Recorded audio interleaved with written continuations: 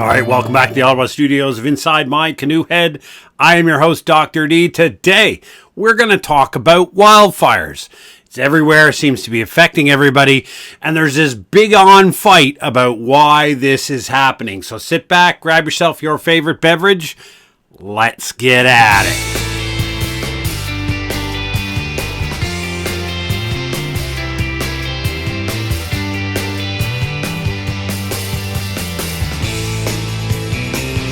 All right, welcome back. Listen, wildfires are real. They're happening. Just got back from an incredible vacation down in my native Nova Scotia. I'm a proud blue noser. Even got some of those horribly written wildfire alerts that were sent out. That's a whole different podcast. We'll deal with how to write those things. But in the end, wildfires are real. They're affecting a whole bunch of people. They're affecting a great number of cities and locations right now. And there's two things that need to be discussed. One is, why is this happening in 2025, similar to the massive upspike in fires that happened in 2023? And then what can you do about this? What can you do if you choose to live in the WUI? Now, if you've ever heard the term the WUI, it's called the wildland-urban interface.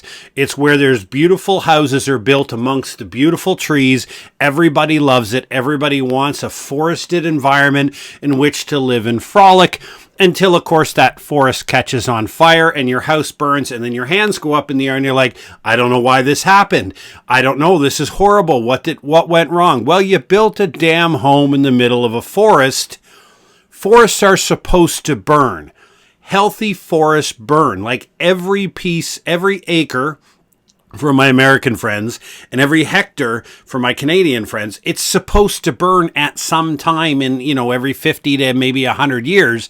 You should have a fire in every forest. It's natural. It's healthy. The biodiversity of the forest is built to manage that. The soils are improved when we have forests. So this idea that forest fires are bad, it's bad because of two big things three really. Two big things for us. Number one, it burns down our homes that we decide to build in the middle of it. We're not too happy about that. It burns valuable timber that we like to make and do make quite a significant amount of Canada's GDP off of it. And third, it produces a whole bunch of smoke that interferes with our outdoor activities, and we don't like that kind of thing. The reality is that the WUI is where we want to live. So if we're going to live in the WUI, then we have to understand how we live. So the first part, today's podcast, we're going to talk about a couple of reasons that people don't discuss out loud about why these wildfires are having, and then we're going to talk about what you can do about it. So I wrote a piece on my Substack today, and I'm going to be doing a couple of other things this week related to wildfire reasons. I think it's a public policy failure. That's the reason we're having these wildfire outbreaks in 2023 and 2025. Unfortunately, it's easy to blame the 21st century's convenient boogeyman of climate change. It's not that climate change is not real, but it's really easy for politicians and organizations to blame an ideological framework for an existing problem that's happening, because how can I fix climate change? I'm just a territorial or provincial or state leader. These things are beyond my control. So if I can assign blame and responsibility to things that are beyond my control, then I can be blameless or not blameworthy in the eyes of my constituents and my people. It's like I'm doing the best I can, but hey, bud, it's climate change. That's why we're all burning. It's, again, not saying climate change is not real, but that is the super convenient and easy way out that most politicians and leaders will try to do, is to find something to transfer the blame that's beyond their control. The reality is there's three things. The first thing is we've been hacking the biodiversity of the forest for well over 100 years. And we do that through two things. One, we selectively harvest only profitable timber, which means we'll go through and take a certain type of timber out and leave all the rest. Nature's designed a forest, especially the boreal forests here in Canada, to work together. It's a symbiotic relationship between all of the different species. And when you haul one out, you throw that into disarray. The nutrients in the soil are different. Everything starts to change. But where we really hack this is we have dumped a significant amount of chemicals, glyphosate and many other ones similar to that, on the trees, especially in our province of British Columbia, where there has been a legendary amount of poisoning of the forests, because what they're trying to do is kill off the species that are not profitable and the species that are rapidly growing and interfere with the profitable species. So it's hilarious that all of these green type governments, or the governments that tell us they're green, they're NDP, they're socialist, they're all talking about doing these things to protect the environment. They're the largest villains when it comes to poisoning the forest intentionally to kill off entire species that nature needs to have there to have a sustainable forest. So we intentionally, as a population and as a species, at our government level, which in Canada, natural resources fall under your provincial or territorial government's responsibility under our Constitution. So in the United States, that would be your state government. We're intentionally poisoning the forest to produce the most amount of money we can, the most amount of GDP out of every square kilometer or square mile that we can, and we're not creating a sustainable industry. So the idea behind a sustainable industry is very, very simple. It just means that we should be able to produce a certain amount of board feet of lumber every year forever if we manage it as a sustainable forest, which means we keep it healthy, we let it burn, and the second thing is we intentionally burn it. Now, for thousands of years around the world, indigenous populations, not just here in North America, but everywhere around the world, have understood the idea of prescribed burns. So that's mean as the forest hasn't had a fire in a couple of decades, you have to go in and burn some dead timbers off. You have to set fires intentionally to manage the landscape, so that when the fire happens, you don't have these massive out-of-control wildfires. You have the healthy, periodic, regular ones that are set off by lightning that are part of a natural forest ecosystem that need to be there, that they happen, and they're reasonably well controlled. And that's done through prescribed burning. Now, in Canada, prescribed burning has been on a downslope for a number of decades, largely because what we do in public policy is we'll have a failure where we have, a prescribed burn went out of control, killed a bunch of people in a Canadian province. And so our policy response is to put in this massive regulatory framework that says, you're going to need 9 months in advance to put in a request to do a burn permit, a detailed plan 75 days out. Like, we make it this massive bureaucratic hurdle that is incredibly difficult to overcome. We then have been dealing with the discussions on climate change about whether, if we do prescribed burns, are we not adding additional CO2 gases by burning forests? So maybe we shouldn't do prescribed burns in the idea that we want to reduce climate change.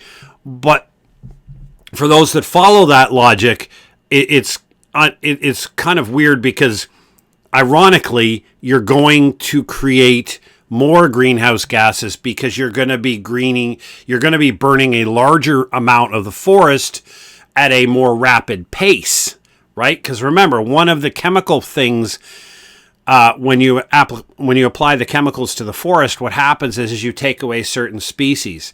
The biodiversity affects the speed at which fire travels. So as you start to remove these non-profitable species out of the forest, you speed up the rate at which the fire moves. So by applying these chemicals and intentionally not doing burns, our intentional public policy is creating the very conditions that only need some idiot with a cigarette out the window or a lightning bolt to come down and create this massive wildfire that we're somehow surprised about, we're somehow caught off guard. Yet it was our decision and our policy that created the very conditions that let this wildfire get out of hand.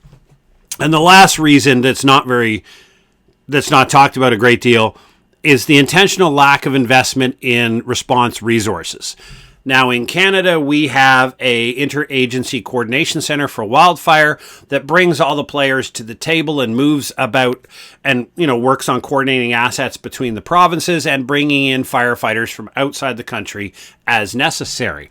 But the creation of paid full-time equivalent firefighters in a province remains the provincial government. The acquisition, the maintenance, and the staffing of water bombers, helicopters, and planes remains the responsibility of the provincial government. So if a provincial government is caught off guard and they have insufficient resources, that is a function of their decision not to invest in it, which they have every right to do. But what you never see is a premier or a state governor, for example, coming up to a microphone and saying, the wildfire is out of control because I made the policy decision not to invest appropriately in wildfire response capability. And as a result, I have personally in my government placed the residents of this province or state at unreasonable levels of risk, and losses will occur because of my policy decision. You won't hear that phrase from any politician or a deputy minister, but that's exactly the conditions that they put in place by not building the response capability. And it's kind of funny and ironic in Canada, we have a lot of fisticuffs back and forth between our levels of government over who controls natural resources, be they minerals in the ground, the iron ore, the oil, the trees, etc. And provinces are calling repeatedly for the government to, the federal government to stay out of their shorts, for lack of a better term, when it comes to managing resources. And I'm sitting here going, okay, but be careful what you ask for. If you want responsibility for management of the natural resources, that means you're responsible for the entire framework, my friends. That means you're not just responsible for creating a sustainable forestry industry, but that includes fire breaks, that includes forest roads, that includes prescribed burns, that includes eliminating or stopping the destruction of the biodiversity, and it also means you have to invest significantly in the ability to fight forest fires. Because it's really sad when you see the blame game start off. And again, I just got back from the province of Nova Scotia, my home province, and there they've had a number of wildfires pop up, even one that was close enough to me that I received an incredibly poorly written emergency alert. But the idea was you had the premier and everybody saying, stay out of the forests, stop doing these things, as if to try to blame the responsibility.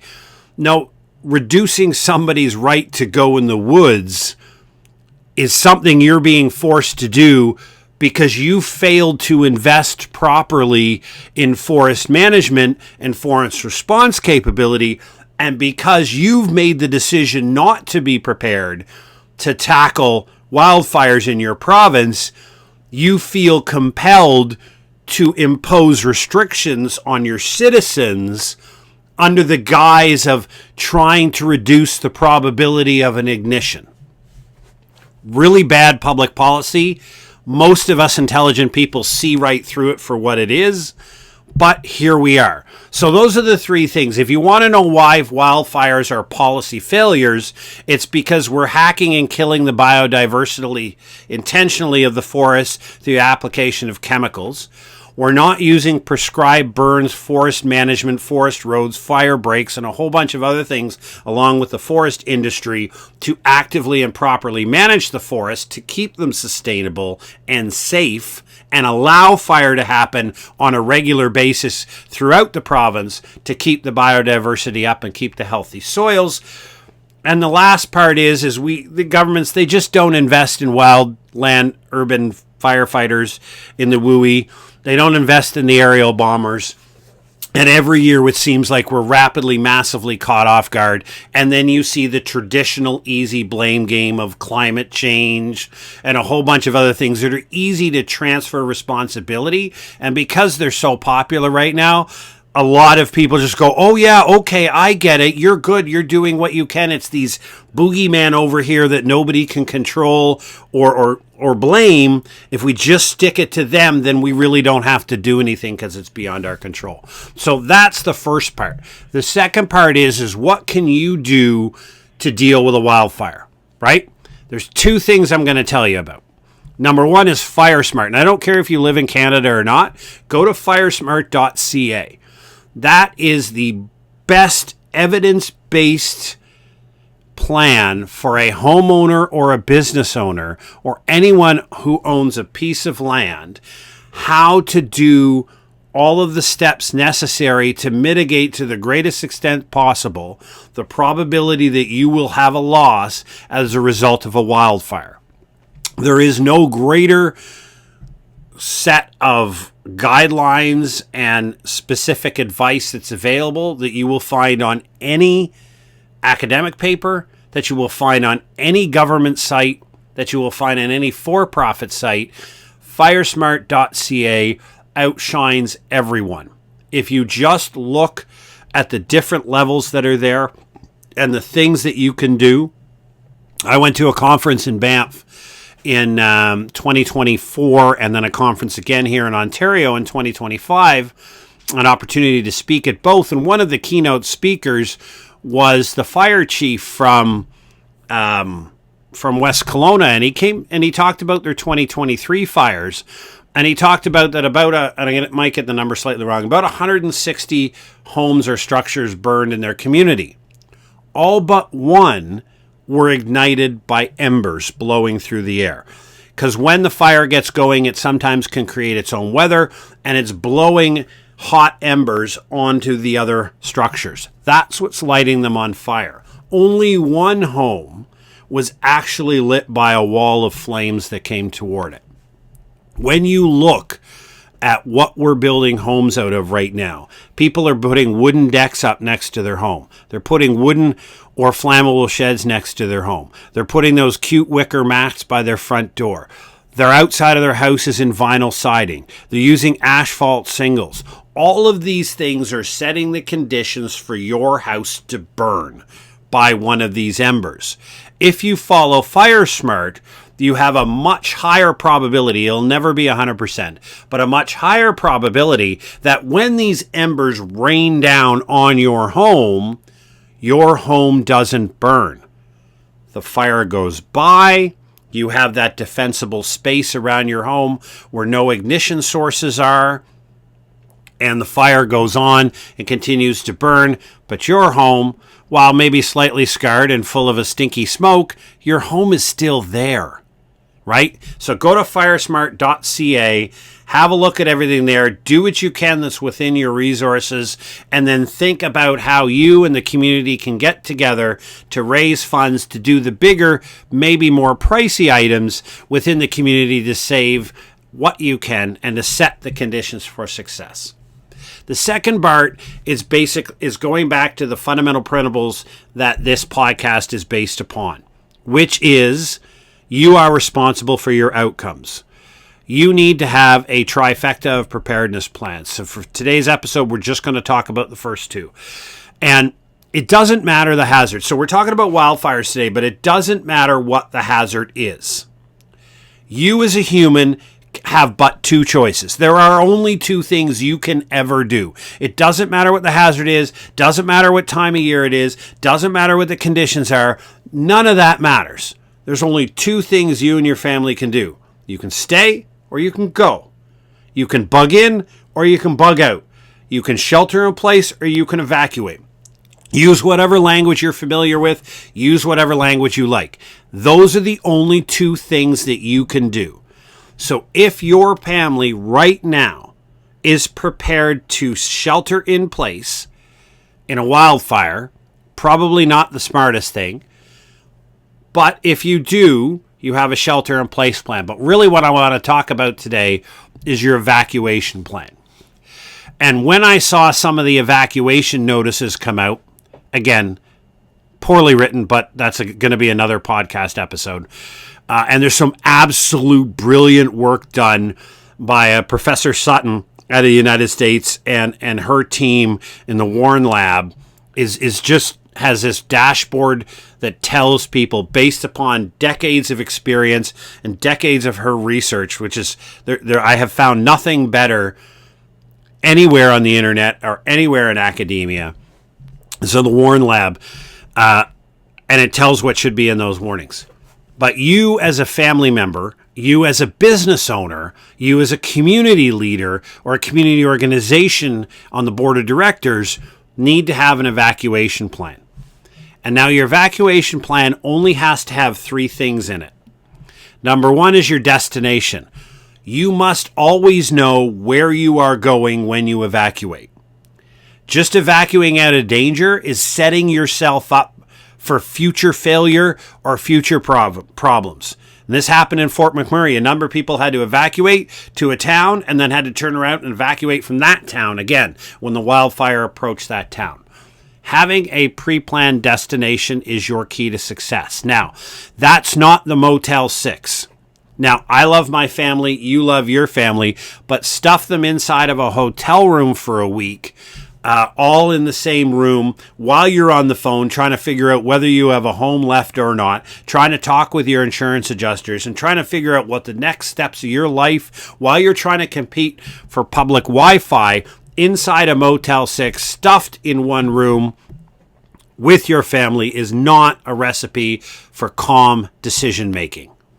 Neither is a public shelter. Now, they have to exist because there are people who don't have other options. But if you put 200 people on cots inside an evacuation center, all of your socioeconomic problems come with it. There's zero privacy. You're using public washrooms. You're eating whatever wonderful food is donated and provided for you. And you're literally laying on a cot in a room with 200 other people. Now you're not just using public Wi-Fi. You're using whatever cell connection you can have. And you're sitting on that cot trying to figure out what to do next. Neither one of those are good strategies. The best strategy, and the one that we recommend here based upon the decades of research that I have been involved in personal preparedness and community preparedness, is have a pre-planned destination. Have a location you can go to. If you have to evacuate your house, again, nobody cares why. It's irrelevant why you have to evacuate. You leave your house, you know exactly where you're going. You know exactly what's there, and the people that own it, your friends or family, expect you, embrace you, and are going to let you live there for a week or 2 while you sort out your life. That's what the key is. It costs zero money, absolute zero money, but it may be a bit of time and effort. And I'll give you an example. I have a reciprocal agreement with an old friend who lives about 150 kilometers, about 100 miles away. His basement is mine and my basement is his. Him and his family can show up at any time because they needed to be evacuated. They will be welcome with open arms. I will feed and water them. They can use my internet. And my basement is a far calmer and safer place for this family to try to figure out what the heck they're going to do next than the Motel 6 and otherwise. And it doesn't cost them any money, right? We do this for each other. It costs neither one of us any money. It's just what friends do. May take a little bit of work, and we make sure that our locations are at least far enough away that whatever calamity is hitting one is likely not going to be hitting the other. That's the first thing. Have your destination. The second thing is what are you going to bring with you? And this is always the biggest question that people have difficulty with. People call it go bags, bug out bags. I don't care. Call it a unicorn fairy bag if you want to. None of it matters. When you look around your house and you try to figure out what is priceless, right? I have one thing. This here, that's my dad's Bible. My father passed away many, many years ago. That has an inscription in it from my great-grandmother to my father in 1955. No matter how much money I would ever get in the world, I can't replace that one item. But other than that, the rest of this place can burn to the ground, and I can replace it all. So when you really look at what is priceless, When you really look at what you want to take, that's going to be a personal decision. What the evidence tells us, what other people have done that has been successful in evacuations, is to have a list. Create this list, sit down with your family, talk about what it is that you would want to grab if you had to leave on a short notice, and write it down. Write it down and write its location. The reason for that is you're going to print that out and put it in a common place, like a kitchen drawer or on the fridge or wherever it may be. Because when you decide to go, stress will be high, decision making will be poor, and you will forget stuff. So if you have a clearly laid out list written by you based upon your family's conversation about what is important, and you have everything on that list, then all you're doing in a high stress environment is executing a task.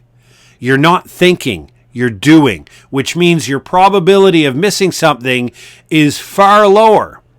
You can decide which important documents you want to go with. Listen, I'm a tech guy. Everything that I need is on my cell phone. I don't need any papers, but we have one small envelope that has your birth certificates, your SIN card, or your social security card, just things that are really difficult to replace. We have those. So we literally have about 10 things on our list that we're going to grab. And I've tested it just on my own because I'm a nerd like that sometimes. I tested it. It took me about 40 seconds to grab them all and get them to the front door. So I know that I will be able to evacuate my house with all of the things that are deemed priceless. I know exactly where I'm going, and I know many routes to get there, and I can do it by, using my noggin. I don't need a map or I don't need anything else. So if all that's not available, I can just get and go. And the timing. The timing of your evacuation is key. And I find this hilarious and sad. When you see people driving through walls of flame, that is a failure. Now, it's success because they got out, but the fact that they're in that level of danger is a failure on a whole bunch of people on a whole bunch of levels. When you're given a recommended evacuation order for your area, I'm going to suggest to you that that's the time you and your family go on a little road trip. Pile everybody in the car, grab the things you would, and drive out because most people are going to ignore it. And if it turns out to be nothing, you're going to have a day vacation somewhere else. You're going to go see your friend, or at least drive to that area in a safe location. You're going to be calm because, listen, if you wait until something like a mandatory evacuation order comes down, all you're doing is creating a massive parking lot because everybody leaves at once. Again, not a recipe for success, and still a systemic failure in the emergency management industry is thinking that a one-time mandatory evacuation order is somehow a helpful thing. That still thinks in the ideology. We're working on changing that. But when you take everybody from a neighborhood and tell them to get out at once, all you successfully do is create a massive parking lot. Congratulations. Now the people are going to experience the hazard in their car and not in their home. You can decide whether that's better. The last thing that I will offer with people is, and this comes from the number one data source we have for post-wildfire loss, and that is know your insurance. If you do nothing else, be intimately aware of what your insurance policy, whether you're an owner or renter, what your insurance policy covers, what it exactly it doesn't cover, what replacement residence it covers, how that's paid, and most importantly, to understand exactly what are your responsibilities. Because what has happened repeatedly is people find out why they got the cheap rate after their home burns down, right? Their home burns down, they call their insurance customer, there's a whole bunch of exclusions, there's a really high deductible, because really, when they went for their insurance, all they did was they went to a broker, give me the lowest rate and I'll sign the deal. Say your mortgage said you have to have $1 million in fire liability insurance. You'd shop around the cheapest rate, you'd sign it, and you think you won. You probably did, unless your house burns. And then you realize at that point why you had the lowest rate, why you had the lowest, most beautiful thing you could see. Because, hey, look at this. I've got this low rate. It's wonderful. I'm saving $100. Now you have a $10,000 deductible you didn't know about, and these 3 conditions that you didn't do to your house, which is your responsibility to know in your insurance, caused another $20,000 deductible to kick in. And before you know it, you're near bankruptcy only because you chose the lowest rate possible. We have to have an active conversation to turn insurance from an expense to an investment. You're going to buy a $500,000 home, and then you're going to argue with whether $500 additional amount in your annual insurance is intelligent or not. I don't understand that, but I see it from a very simplistic viewpoint of I'm going to save myself $500 this year on my insurance, but I'm putting an incredible risk on me for my $500,000 home. But I don't worry about that because, what's the probability it'll happen to me? So for your evacuation, your bug out, your go plan, whatever it is you want to use, whatever name nomenclature you want to use, have that pre-planned destination cost you no money. Know exactly in a simple printed out list of exactly what you will take with you and where it's located. And then be intimately aware of whatever insurance policy you have so you know what's covered, what's not covered, what you're responsible to do, and exactly what your insurance company expects you to do upon a loss.